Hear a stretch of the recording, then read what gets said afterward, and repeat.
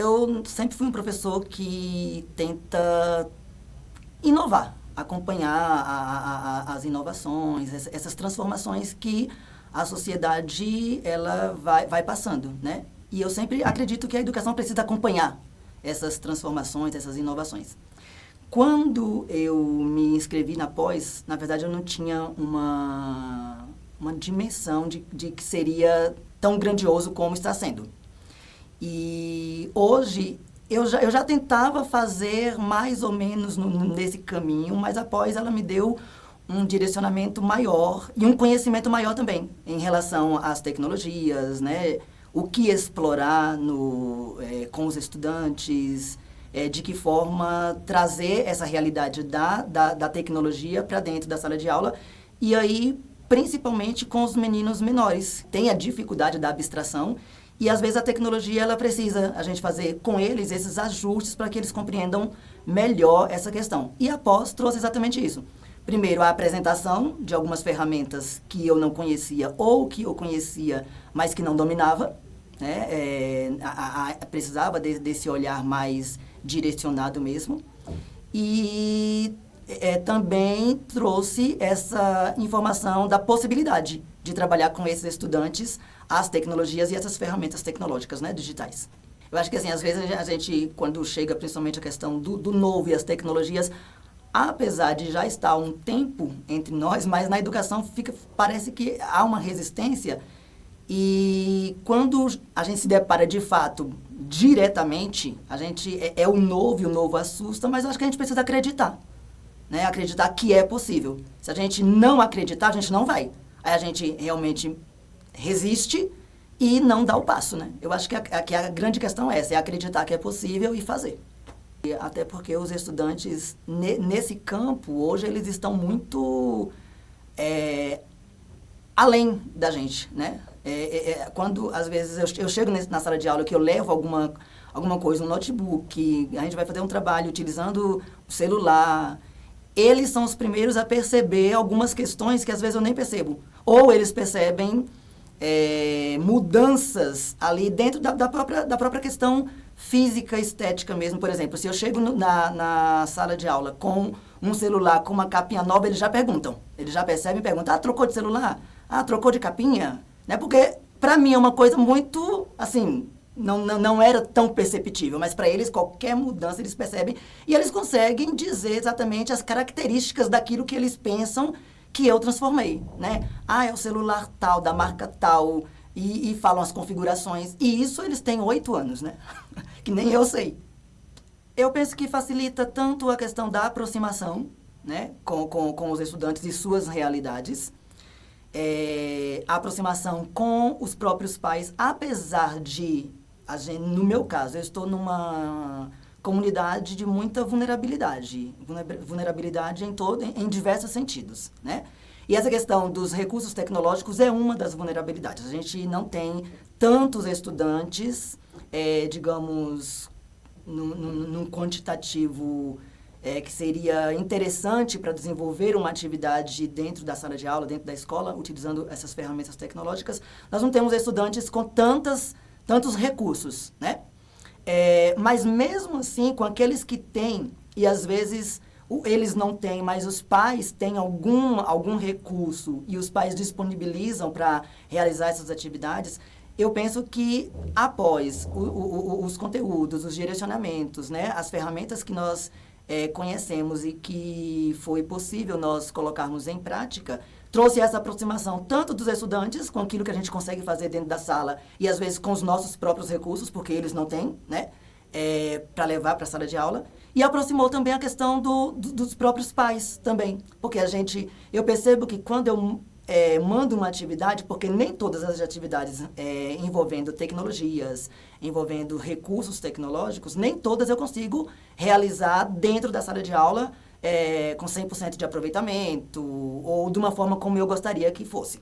Então, geralmente, eu faço uma parte em sala de aula, utilizando recursos meus, né?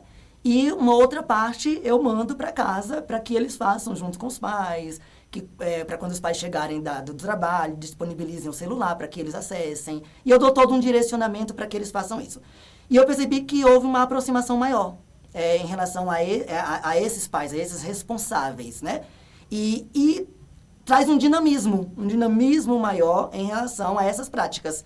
Porque é diferente de você mandar, por exemplo, eu não sou um professor de mandar atividade para casa, né? Porque por diversas questões, é uma reflexão que eu faço. Mas eu sei que quando a gente manda uma atividade para casa, num livro físico, né? Um livro didático, numa folha xerocopiada, é diferente de quando você manda, por exemplo, uma atividade para fazer uma pesquisa no celular, no tablet, no computador. Traz um dinamismo maior e essa questão desses conflitos que eu vejo que as atividades de casa causam, esses conflitos são minimizados. Porque é algo mais dinâmico, mais prazeroso e que tanto os pais quanto os estudantes têm, digamos, um certo conhecimento e um contato maior. É do dia a dia deles, né? Mexer no celular é do dia a dia deles. Ainda que não seja um celular bom, né? Que não tenha uma configuração boa, que não tenha uma internet boa, mas eles mexem no celular diariamente. Então, esse dinamismo, por eles já dominarem, digamos, de certa forma, o uso do celular, que é um dos recursos, com a prática pedagógica que eu ofereço, traz esse dinamismo que para mim é enriquecedor. E após trouxe isso, e o conhecimento das ferramentas tecnológicas, dessas questões todas digitais, trouxe isso. Eu acho bacana, eu acho interessante. E eu penso também que a questão do direcionamento e de eles perceberem o que é possível fazer para além daquilo que eles já fazem. Porque eles utilizam o celular, utilizam o computador para jogar, para conversar, para falar com os familiares, com os amigos. Quando eu passo uma atividade para eles mostrando que é possível fazer além disso, o celular pode servir para conhecer, né, para fazer pesquisas de coisas novas e fazer pesquisas de coisas que eles já conhecem, mas que eles queriam conhecer mais. Né? Se gostam de um jogo, fazer uma pesquisa sobre aquele jogo. Eu tenho alunos, por exemplo, que gostam muito de futebol. Então, eles estão sempre ligados nessa questão do futebol. E aí, eles vêm e me perguntam, professor, quem é fulano? E aí, eu digo para eles, vamos pesquisar? Vamos pesquisar. E a gente vai pesquisar no celular, no notebook. Né? Às vezes, eu passo para eles, às vezes não tem nada a ver com conteúdo da pós, mas após me abriu a cabeça, me abriu a mente que eu posso fazer isso. Então, às vezes, eu passo para casa. Olha, em casa vocês vão pesquisar quantos títulos o time tal já conquistou no Brasileirão. E aí eles fazem isso e quando trazem, vem tanto essa resposta quanto uma outra infinidade de respostas, de questões, de saberes que movimenta ali a turma e traz essa construção do conhecimento, que é muito interessante. Hoje eu tenho muito mais satisfação. E isso eu acho que tem a ver tanto com a minha prática, tem a ver com aquilo que eu faço e que levo para eles e que torna a coisa mais, digamos, prática, mais contextualizada, digamos assim. E também tem a ver com a própria interação com eles, com os estudantes, que muda, né? Essa interação muda, a resposta deles também muda, o interesse deles muda. E eu acho que para o professor isso é muito importante. É você entrar na sala ou você ir para a sala sabendo que quando você chegar lá você vai encontrar alunos, estudantes interessados. Isso eu acho que traz essa satisfação, né? Quando você vai para a sala sabendo que eu vou entrar na sala e vou encontrar uma turma não interessada, isso te desmotiva. E essa sua satisfação enquanto profissional, claro que ela vai cair, né? Se você sabe que você vai entrar na sala e vai encontrar estudantes, ao contrário, motivados, interessados, isso também te motiva, você se sente mais realizado, né? Eu acho que é a questão da troca mesmo, porque professor precisa disso, né? Dessa troca, desse feedback do estudante. Se não existe isso, o professor não é professor, né? Ele se perde um pouco aí. Então, acho que é mais ou menos nesse caminho. A ideia surgiu basicamente assim. Na verdade, aqui no Distrito Federal, nós temos um modo de trabalhar que, geralmente, nós montamos as turmas, digamos, heterogêneas, né? Nós montamos estudantes que têm um nível de desenvolvimento mais avançado, outros menos avançados, né? Só que o que a gente percebe, isso é bom? Sim, até certo ponto isso é bom, isso é interessante, né? Tornar a turma heterogênea é interessante. Mas chega um ponto disso que o trabalho fica mais difícil. Por quê? Você, digamos, no meu caso, eu tinha alunos vindo, eu teria, no caso, alunos vindo do segundo ano, então seria a primeira vez que eles estariam no terceiro ano, e aí desses estudantes, a gente pega estudantes aí com um desenvolvimento, digamos, bacana ali para iniciar o terceiro ano, outros que já estão ali no meio do caminho, né, estão mais fracos. Mas aí você pega e coloca dentro dessa turma, digamos, um estudante, 2 estudantes, 3 estudantes que tem um histórico de retenção de 2, 3 anos no terceiro ano. É claro que essa realidade desse estudante que ficou reprovado 3 anos e esse estudante que está iniciando o terceiro ano não é a mesma coisa. O interesse deles não é o mesmo, né? A motivação não é a mesma. Então, o que é que eu fiz? Pensando na realidade da Secretaria de Educação, conversei com os meus diretores e eu falei, olha, eu acho que seria bacana, até porque nós tivemos um alto índice de retenção ano passado, no terceiro ano, né? Aí eu falei, eu acho que seria interessante nós pegarmos esses estudantes que reprovaram, né, que já tem um histórico de retenção, e a gente tentar colocá-los numa turma, e eu me disponibilizo a pegar esses alunos. Na verdade, porque na minha caminhada de professor, eu sempre gostei desses desafios e de pegar os estudantes com mais dificuldades. Eu gosto disso, né? E aí conversei com os diretores, e eles concordaram. Isso, de novo, isso foge à regra da Secretaria de Educação. Mas, para mim, era algo que a gente poderia experimentar e que poderia dar certo. Então, eu tenho alguns estudantes que iniciaram o terceiro ano vindo do segundo, mas a maioria dos meus estudantes são estudantes repetentes. E aí que repetiram 2 vezes, 3 vezes, 1 vez o terceiro ano. E aí, quando eu peguei essa realidade, o que eu pensei, já que eu propus, eu preciso fazer algo diferente, né? E aí eu já estava fazendo a pós-graduação. Então, eu pensei, eu preciso resgatar nesses alunos essa ideia do pertencimento, da motivação, da identidade deles, né? De quem são eles, por que eles estão ali, para onde eles vão, né? E a ideia do projeto é exatamente essa, se sentir pertencente à turma, criar uma identidade com aquela turma e dizer, eu vou para algum lugar. Para onde é que eu vou, com quem é que eu vou e onde eu quero chegar. Essa é a ideia, né? E aí eu pensei, isso pode motivar esses meninos, isso pode fazer com que eles percam um pouco essa característica que eles vêm trazendo, esse estigma que eles vêm trazendo, tanto deles mesmos quanto dos outros colegas, porque os outros colegas olham diferente, veem diferente, às vezes comentam, né? Tanto os da turma quanto das outras turmas que eles estudaram em anos anteriores. E aí, então, eu pensei nisso, e aí após veio me ajudando exatamente nessa questão do uso das tecnologias, a começar com o próprio, digamos, layout de apresentação do que eu iria apresentar para eles, né?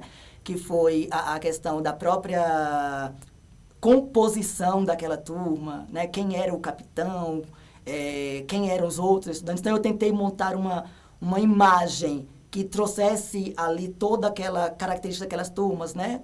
Com diversos tipos de estudantes, o capitão, e desenvolver neles essa questão dos valores, né? De se conhecer, de conhecer o outro, de me conhecendo e conhecendo o outro, estando no mesmo lugar, sabendo que somos uma equipe, e que sendo uma equipe nós vamos caminhar juntos, e caminhando juntos, todos têm que se ajudar, porque se não se ajudar, alguém pode ficar para trás, e a ideia não é que fique para trás, é que todos cheguem no mesmo lugar, conquiste, aí no caso da metáfora, né? Conquiste o tesouro que nós estamos indo buscar nessa ilha. Então, todos precisam se ajudar. E eu acho que isso foi ajudando bastante. Tanto a questão desse comportamento e dessa visão de composição dessa turma, né? E levando os conhecimentos da pós, a pós trouxe isso que eu queria mesmo, que foi o dinamismo, porque não dava para ser do mesmo jeito, né? Porque do mesmo jeito eles já vinham, tanto que eles reprovaram 2, 3 anos alguns, né? Então, vinham do mesmo jeito. Então, eu queria algo diferente. E a pós trouxe isso. Esse dinamismo, ferramentas diferentes, um olhar diferente, propostas diferentes, digamos, obrigações diferentes, né? Porque a gente precisa pedir a eles, pedir respostas que sejam diferentes. Não dá para fazer igual, porque senão a proposta iria por água abaixo, né? E eu acho que a pós trouxe isso. Juntou a minha proposta, que era de fazer esse trabalho diferenciado com eles, e após me entrou com as ferramentas para me possibilitar fazer esse trabalho diferenciado, né? Hoje, com um semestre já vencido, eu vejo os bons resultados, né? Então, hoje mesmo, faltando, digamos, um semestre, porque nós estamos encerrando o primeiro semestre, falta mais um semestre. Encerrando o semestre, hoje eu diria com toda certeza que um aluno apenas hoje, de 21, não tem condições ainda de avançar para o próximo ano, que seria o 4º ano, né? Mas esse estudante ainda tem um semestre. Mas todos os outros 20 já têm condições, né? E eu acho que esse trabalho foi bacana, foi interessante para possibilitar isso. O Dário antes da pós. O Dário antes da pós acreditava, porque eu sempre acreditei, né? Que era possível fazer uma educação diferente, que era possível ensinar de forma diferente, mas o Dário antes da pós era limitado. Era limitado tanto em questão de conhecimento de ferramentas, né? E era limitado em questão de possibilidades, né? O Dário antes da pós conhecia algumas ferramentas, mas não sabia lidar com elas. E não tinha conhecimento de tantas outras ferramentas e não via possibilidades de aplicar, de utilizar as ferramentas que já conhecia, as ferramentas que sabia que existiam. O Dário, antes da pós, não via essa possibilidade, né? Não tinha uma visão ampla de como fazer, do que fazer. O Dário, depois da pós, continuou acreditando, continuou buscando inovar, porém, o Dário, depois da pós, tem ferramentas. Ele conheceu mais as ferramentas, aquelas que ele já conhecia, ele passou a saber como utilizá-las e agregou uma série de tantas outras ferramentas, né? E o mais importante que conhecer essas ferramentas e de saber, digamos, operacionalizar essas ferramentas, o Dário, depois da pós, tem possibilidades. Ele vê, sabe como, o que fazer. Ele vê uma ferramenta e diz, eu posso utilizar essa ferramenta na minha prática, né? O Dário, depois da pós, consegue ver as ferramentas tecnológicas, ferramentas digitais, a tecnologia e dizer, é possível aplicar na minha sala de aula. O que antes da pós, o Dário não sabia. Ele sabia que existiam as ferramentas, mas não sabia que era possível aplicá-las. Porque, assim, no meu caso, né? Os outros professores, não sei, professores de outras etapas, não sei, mas no meu caso, eu me via limitado e impossibilitado exatamente pela idade dos estudantes, né? Porque na minha caminhada, eu sempre trabalhei com estudantes ali entre 6 e 8 anos, 6 e 10 anos, digamos assim. Então, com esses estudantes, eu me via limitado e não via possibilidades de trazer esse conhecimento, essas ferramentas que a gente acha assim que é de outro mundo, né? E aí, depois, eu vi que é possível. Com os de 6, com os de 7, com os de 8, com os de 9, com os de 10, independente da idade, é possível. E esse é o Dário depois da pós, né? Que teve o horizonte ampliado. Sim, até porque quando eu falo que é o saber usar, e isso vem a questão da didática, né? Isso vem a questão da metodologia. E a gente vai buscando, porque você tem o conhecimento, digamos, dos recursos. Você tem o conhecimento dos recursos, os recursos te são apresentados. E agora você precisa colocar isso dentro da sua prática pedagógica, dentro do seu fazer pedagógico, né? Então, isso vai envolver a didática, vai envolver a metodologia de como fazer isso. E isso, às vezes, não tem... a pós, ela te dá a possibilidade, ela te mostra que é possível, mas aí você precisa fazer, você precisa buscar como aplicar, né? fazer as modificações, as adaptações ali dentro da sua realidade. Então, tem a ver, sim, com a questão da didática e da metodologia. Quando eu tive conhecimento da pós e que me inscrevi na pós, eu tinha uma ideia vaga de como seria, né? Eu imaginava, sim, que eu iria ter um contato maior com tecnologias, com recursos tecnológicos, né? Essas ferramentas, recursos digitais. Mas, ao caminhar junto a pós, né? Caminhar fazendo, e aí quando eu falo caminhar fazendo, é exatamente dentro da minha sala de aula, ao fazer a pós e, ao mesmo tempo, aplicar esses conhecimentos dentro da sala com os meus alunos, eu percebi que foi além daquilo do que eu imaginava. Porque, na verdade, a pós me mostrou exatamente essa questão que a gente vem conversando aqui desde o início, que é a possibilidade de aplicar. Eu não via no início, quando eu tive a possibilidade de me inscrever, que seria possível aplicar de uma forma tão plena, tão coerente, tão objetiva, né? Esses conhecimentos. E a pós trouxe essa questão. E assim, o mais bacana, o mais interessante que eu acho é que não é a pós... Os professores falam isso sempre quando a gente está estudando e quando vão falar das atividades finais, por exemplo. E é verdade, não é algo que eu faço separado. Eu estou fazendo a pós e estou dando aula, né? E aí eu faço dou a aula e em algum momento eu paro para desenvolver essa atividade da pós. A pós, ela trouxe exatamente o contrário. Eu faço a pós, dou aula e aqui na minha aula eu aplico os conhecimentos da pós. Eu não vejo como uma atividade a mais, como uma obrigação a mais. A pós, ela fez esse diferencial para mim. Porque os outros cursos que a gente faz, cursos de formação, cursos de... outras pós, né, que a gente já fez, fica realmente aquele peso, porque é algo que não se aproxima tanto. Apesar de, às vezes, eles tentam, não sei, né, aproximar, mas não aproxima de fato. A gente acaba fazendo duas coisas. E aí é o que torna muito mais pesado, é o que torna muito mais desgastante. É a gente fazer duas coisas diferentes. Porque em algum momento eu vou separar um tempo da minha aula para fazer isso aqui que é da pós, uma obrigação, né? Com a pós, que nós estamos fazendo agora do Sebrae, é diferente. Eu estou dando aula e estou agregando esses conhecimentos aqui dentro da minha prática, nos meus conteúdos, né? Eu estou apenas aprimorando com algumas técnicas que eu não conhecia. Aprimorando com algumas ferramentas que eu não conhecia. E eu acho que esse é o mais bacana da pós. Né? É não me dar uma obrigação a mais, mas possibilitar que eu aprimore a minha prática. Eu acho que é essa a questão, que eu acho mais bacana e mais interessante na pós que nós estamos fazendo.